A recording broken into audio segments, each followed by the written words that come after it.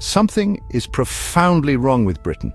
You can feel it in the air, a palpable tension that hangs over our cities and towns like a gathering storm. It is a sentiment whispered in pubs, debated in hushed tones at dinner tables, and screamed silently through the statistics that chart our national decline. In this summer of 2025, the United Kingdom finds itself teetering on a precipice, staring into an abyss of its own making. The sense of crisis is no longer the preserve of pessimists or Cassandras.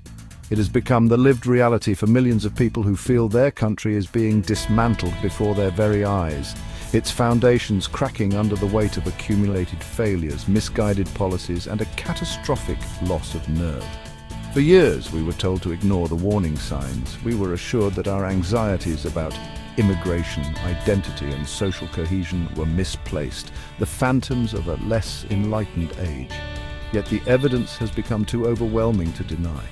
The fabric of our society is fraying at an alarming rate, strained by forces both from within and without. The public's top concerns, as revealed by every poll, are not trivial matters. They are the fundamental pillars of a functioning state: a stable economy, secure borders, and safe streets. On every one of these fronts, the people feel a profound sense of failure, a growing chasm between the promises of the political class and the grim reality they experience daily. This essay is not an exercise in despair, but an urgent analysis of the unfolding catastrophe. It is a final warning. We are witnessing what happens when a nation loses its sense of self, when its core values are not only forgotten but actively repudiated by those in power. We are seeing the consequences of a political establishment that has grown distant and unaccountable, presiding over a system that many now see as fundamentally rigged against them. The crisis is not merely political or economic, it is a crisis of civilization. It is about whether the Britain we inherited, a nation defined by liberty, tolerance, and a shared common culture, can survive the storm that is now upon us. The stakes could not be higher. What we are experiencing is more than just a period of social unrest or political instability.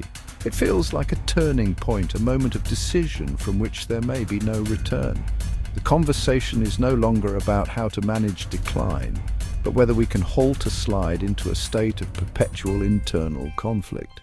The question facing Britain in 2025 is stark and unavoidable. Are we witnessing the final, agonizing chapters of a great nation's story, or is there still time to pull back from the brink? The answer will depend on whether we can finally muster the courage to confront the uncomfortable truths we have for so long sought to avoid. The crisis gripping Britain can be understood as the result of two concurrent and mutually reinforcing pathologies. The first is an internal decay, a hollowing out of the very essence of Britishness. For decades, our institutions, particularly in education and culture, have waged a relentless war on our own history and traditions. Children are taught to be ashamed of their heritage, to see the story of their nation not as a complex tapestry of achievement and failure, but as a simple, ugly chronicle of oppression. This relentless self-flagellation has created a vacuum, leaving a generation unmoored from any sense of shared identity or collective purpose, and therefore vulnerable. This internal weakness has made us susceptible to the second pathology, the challenge from a militant, uncompromising ideology that has been imported into our country. This is not the multiculturalism of the travel brochure, a vibrant fusion of different customs harmoniously coexisting. It is the grim reality of a hardline political Islamism that holds our liberal secular values in utter contempt. It is an ideology that does not seek integration but domination, viewing our society not as a home but as a territory to be conquered, morally and demographically. It sees our tolerance not as a strength but as a sign of decadence and weakness, an open invitation to push harder. These two forces feed one another in a destructive spiral. The internal decay, driven by a misguided progressive agenda, creates the perfect environment for the external threat to fester and grow. Every time we denigrate our own culture, we embolden those who wish to replace it. Every time our leaders apologize for our history, they signal to these groups that we lack the conviction to defend our own way of life. The result is a nation fighting a war on two fronts, against a cultural establishment that despises its own country and against an aggressive ideology that seeks to supplant it entirely. The consequences are now impossible to ignore. We see it in the changing character of our cities, in the rise of sectarian politics, and in the erosion of fundamental freedoms, most notably the freedom of speech. To criticize the new orthodoxy is to risk your career, your reputation, and in some cases, your safety. The very principles that once defined Britain, open debate, the rule of law, and individual liberty, are being sacrificed on the altar of a toxic new consensus. The nation is sick, and the sickness stems from this deadly combination of self-loathing from within and ideological assault from without. It is a pincer movement against the soul of Britain. For generations, Britain prided itself on its tolerance. It was seen as a cardinal virtue, the hallmark of a mature and confident civilization. We believed that by extending limitless forbearance to all cultures and beliefs, we were demonstrating our moral superiority. But we have learned a terrible lesson in recent years. Tolerance is not a suicide pact. When one side is tolerant and the other is absolutist, the absolutist will always win. Our open-mindedness has been systematically exploited by an ideology that is anything but. One that interprets our every concession as a sign of weakness and an invitation to demand more.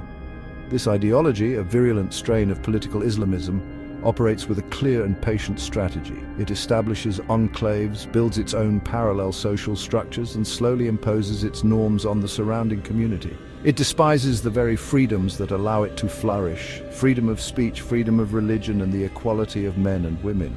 It has no intention of adapting to Western norms. Its goal is to create a society in its own image, governed by its own laws.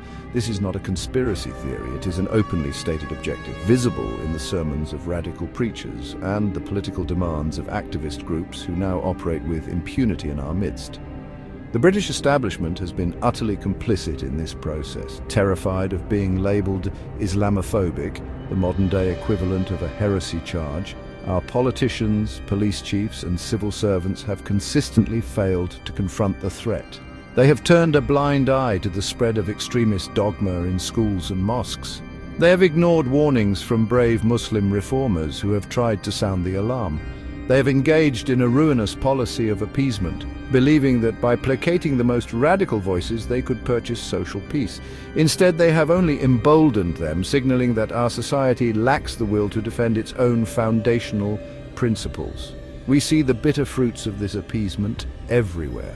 We see it in the blasphemy mobs that hunt down teachers for showing a cartoon.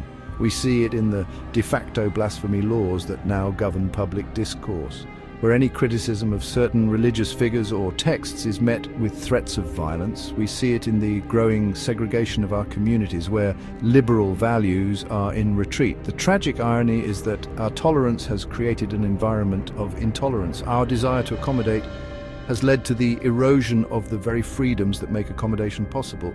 We have mistaken weakness for virtue, and we are now paying the price. At the heart of any stable society is a social contract, an unspoken agreement between the rulers and the ruled. The people agree to pay their taxes and obey the law, and in return the state agrees to provide security, protect their way of life, and act in their best interests. In Britain in 2025, this contract lies in tatters. A vast and growing number of citizens no longer believe the state is on their side. They see an establishment, a political, media and judicial class that is utterly disconnected from their concerns, hostile to their values and indifferent to their fate. This is the great betrayal that fuels so much of the anger coursing through the country. The evidence of this betrayal is everywhere. The public yearns for controlled borders, yet for decades they have witnessed uncontrolled mass immigration that has transformed their communities without their consent. Data from 2024 and early 2025 shows immigration remains one of the top two concerns for the populace. Yet both the previous Conservative government and the current Labour administration have proven utterly incapable of fulfilling their promises to control the numbers. The people watch as their taxes are used to house thousands of illegal migrants in hotels at a cost of millions of pounds a day, while their own families struggle with a cost of living crisis and a crumbling NHS. This sense of betrayal extends deep into the machinery of the state. The people see a police force that seems more interested in policing pronouns and non-crime hate incidents than in tackling knife crime and burglary. They see a judiciary that hands down lenient sentences for horrific crimes while pursuing vengeful prosecutions against those who fall foul of political correctness. They see a civil service that appears captured by a progressive ideology that is alien to the vast majority of the population. This isn't just incompetence, it feels like a deliberate choice, a system re-engineered to serve a set of priorities that are not those of the British people. The result is a catastrophic breakdown of trust. The current Labour government, despite winning the 2024 elections, saw its approval ratings plummet to historic lows by early 2025, a testament to the public's deep disillusionment with the entire political process. This is not just about one party or another, it is a fundamental loss of faith in the system itself. When people believe the game is rigged, when they feel their voice counts for nothing and their concerns are treated with contempt, the social contract is broken. And when that happens, the foundations of a peaceful and ordered society begin to crumble. Nothing corrodes public trust faster than the perception that justice is not blind, but administered according to a hierarchy of victimhood and privilege. In Britain today, there is a pervasive and justified belief that we are living in a two-tier society, with one set of rules for the native, law-abiding majority, and another, far more lenient, set for favoured minority groups or those who subscribe to the correct political ideologies. This two-tier system is not an accident. It is the logical consequence of policies driven by a fear of causing offence and an obsession with diversity above all else. The most egregious and heartbreaking example of this is the grooming gang scandal. For years, in towns and cities across the country, including Rotherham, Oxford and Telford, gangs of predominantly Pakistani heritage men systematically raped, abused and trafficked thousands of young, white working-class girls. And for years, the authorities, the police, social services and local councillors did nothing. They were paralysed by the fear of being accused of racism. They chose to sacrifice vulnerable children on the altar of political correctness, prioritizing their own careers and the community cohesion narrative over their basic duty to protect the innocent. This scandal was not a one-off failure. It was a systemic breakdown that revealed a deep sickness in the British state. It showed that for certain officials, the identity of the perpetrators was more important than the nature of their crimes. The same pattern of institutional cowardice is visible elsewhere. We see it in the police's handling of street protests, where they will stand back and allow aggressive mobs to run rampant if they carry the correct banner, while cracking down hard on citizens who dare to express dissenting opinions, such as those protesting lockdown measures or gender ideology.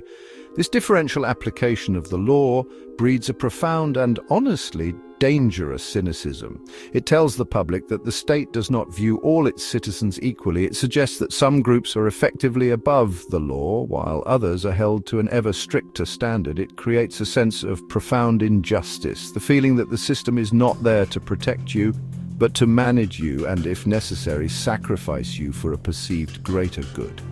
A nation cannot long endure when its people believe that justice depends on who you are, not what you have done. It is a direct path to social disintegration. Our city streets, once symbols of a bustling and cohesive civic life, have become contested territory. They are now the regular stage for mass demonstrations by activist groups who use the spectacle of public assembly not for persuasion, but for intimidation. Week after week, central London and other major cities have been brought to a standstill by enormous pro-Palestinian marches, which began in late 2023 and have continued with grim regularity. While many participants may be peaceful, these events have become magnets for extremist elements, providing a platform for open displays of anti-Semitism and glorification of violence that would be unthinkable in any other context. The response of the authorities to this rolling campaign of intimidation has been a case study in institutional weakness. The police have consistently adopted a strategy of appeasement, allowing marchers to project inflammatory slogans onto national monuments, chant genocidal phrases, and create no-go zones for Jewish citizens.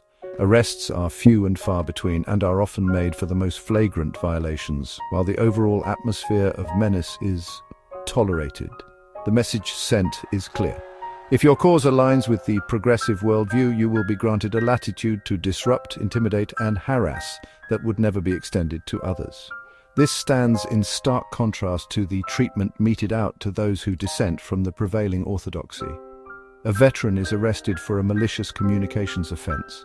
A woman holding a sign with a dictionary definition of her own sex is harassed by officers.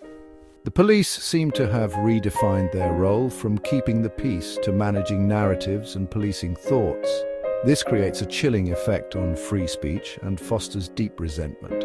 The public sees a double standard where one group can effectively seize control of the capital's streets with impunity, while another is punished for expressing a quiet opinion. This politicization of public space is profoundly dangerous.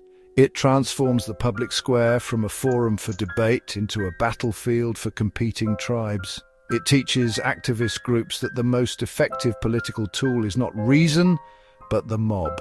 It creates a climate of fear where ordinary people feel unsafe in their own cities and learn to keep their heads down and their mouths shut.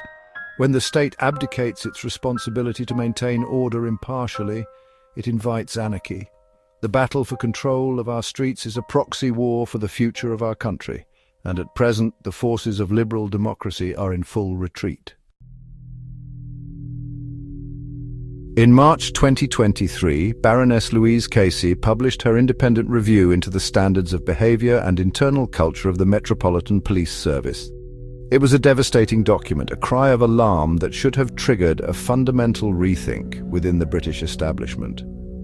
Casey found the Met to be institutionally racist, misogynistic, and homophobic, and warned of a force that had lost the trust of the public it was meant to serve. But her most prescient warnings were about the breakdown of consent-based policing, the very foundation of law and order in Britain. 2 years on, her report reads less like a diagnosis and more like a prophecy that has been tragically fulfilled. Casey warned that the Met was failing to police London impartially, that it was losing control of the streets, and that its leadership was in a state of denial. All of this has come to pass, and on a scale even she might not have foreseen. The force's handling of the relentless protests has confirmed its capture by political considerations. The principle of policing without fear or favor has been abandoned. Instead, we have a force that makes operational decisions based on a crude political calculus. Which group is more likely to accuse us of racism? Which protest will cause the biggest media headache? The answer invariably leads to the appeasement of the most aggressive and demanding factions. The report also highlighted a collapse in basic policing. It described a force where officers felt unable to do their jobs properly, bogged down by bureaucracy and a culture of risk aversion. This has only worsened. While immense resources are poured into monitoring protests and investigating hate speech, serious crimes go unsolved. The public sees response times for burglary and theft lengthening, while the police tweet about their latest diversity and inclusion initiative. This is the ultimate betrayal of the Casey Report's spirit, a failure to get the basics right, to deliver the core service that citizens expect and deserve. The tragedy of the Casey Report is that its warnings went unheeded. There was a brief flurry of hand-wringing and promises to do better, but the institutional culture of denial and inaction quickly reasserted itself. The political will to drive through the radical, painful reforms that are necessary was simply absent. As a result, the chasm of trust between the police and the public has widened into an unbridgeable gulf. We are now living with the consequences of that failure. A police force that does not command respect, a public that does not feel protected, and a city where the law is applied selectively. Casey gave us the blueprint for what was going wrong, and we chose to ignore it.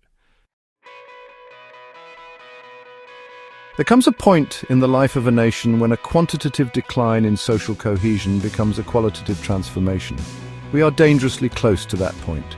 The Britain of 2025 is, in many of its most important aspects, no longer the country it was a generation ago. The shared culture, common assumptions, and unspoken bonds of trust that held this complex multinational state together are dissolving. What is emerging is something different, something more fragmented, more fractious, and infinitely more fragile. We are witnessing the end of Britain as we knew it. This is not simple nostalgia for a lost golden age. It is a sober assessment of a profound cultural and demographic shift that has been imposed on the country without debate or consent. The very idea of a single, overarching British identity is now treated as a reactionary fantasy. In its place, we are encouraged to celebrate a mosaic of separate identities, a collection of tribes living side by side but not together. This is not a recipe for a strong and unified nation. It is the textbook definition of a balkanized society primed for conflict as different groups compete for resources, status and power. The loss of a common identity is accompanied by the loss of a common story. Our history has been rewritten as a source of shame. Our heroes have been torn down and our national symbols are treated with contempt. When a nation loses its story, it loses its soul. It no longer has a narrative to bind its people together, to explain who they are and what they stand for. It becomes merely a geographical space inhabited by atomized individuals, connected by little more than a shared postcode and a common tax authority. Such a society has no resilience, no collective will to overcome adversity. The fear of civil conflict, once dismissed as hyperbole, is now a mainstream concern. It is the logical endpoint of the path we are on. When trust in the state collapses, when justice is seen as biased, when communities live in mutual suspicion, and when political disagreements are played out through intimidation on the streets, the conditions for civil unrest are all in place. We are not there yet, but every failed policy, every act of institutional cowardice, and every surrender to extremism pushes us closer to the edge. The question is no longer whether our society can change, but whether it can hold together at all. We stand at a crossroads in the history of our nation. The path we are currently on leads to a future that is grimly predictable, a future of diminished freedom, heightened social conflict, and irreversible national decline. It leads to a Britain that is poorer, more divided, and less safe. A country that has forgotten what it once was and has no clear idea of what it wants to become. The crisis of 2025 is not a temporary squall that will soon pass. It is a systemic failure, a deep-seated sickness in the body politic that threatens the very survival of our liberal democratic order. The litany of our failures is long and damning. We have allowed our core values to be eroded from within by a culture of self-renunciation. We have allowed our generosity and tolerance to be weaponized against us by an ideology that holds those values in contempt. We have watched as our political class has broken the social contract, presiding over a two-tier system of justice and failing to perform its most basic duties. We have seen our streets turned into arenas of intimidation and our shared identity sacrificed on the altar of a divisive multiculturalism. These are not the actions of a confident and healthy society. There is still time to choose a different path, but the window of opportunity is closing fast. To pull back from the brink will require a quality that has been conspicuously absent from our public life for years: courage.